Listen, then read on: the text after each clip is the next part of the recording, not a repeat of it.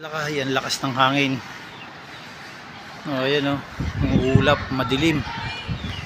Mukhang ulan yan, dala, tubig. Ayan. Mamaya pa yan bubuhos. Oh, ayan. Medyo wala pang ulan dito ngayon.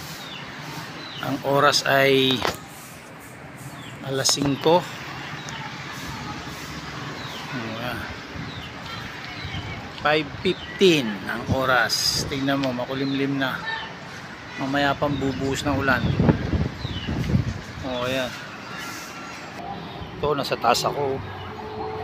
Nakakatakot. Hindi na ako sanay umakyat. Oh, ayan, lakay. Nakikita mo yung mga tanawin dito. Oh, ayan. Madilim dyan sa lugar na yan. Paikot. Hanggang dun. Madilim. Oh, ayan. Baka dun sa lugar na yun, umuulan na. Ang lakas nung hangin. Yung hangin ang malakas. O yan, lakay. Kaya ingat-ingat sa mga dadaanan ng bagyo, lalo yung mga mabababang lugar. Ngayong hapon, ngayon, yung mga mababa, kung kailangan mag-safety na kayo, lumikas na kayo habang maaga pa. Hindi kung kailan bumuhos yung ulan tsaka kayo lilipat, kung kailan may bahana.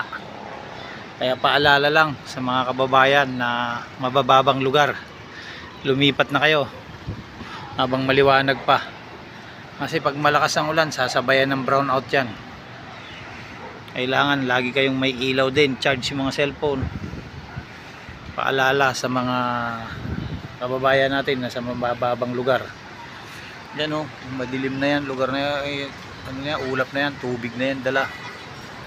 Kaya paalala sa mga mababang lugar, mga laging binabaha, magsilikas na kayo kung mabang maaga pa.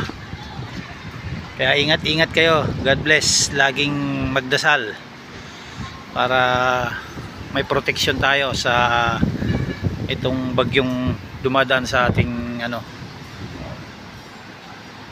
Pilipinas, bansang Pilipinas. Kaya ingat-ingat kayo. God bless.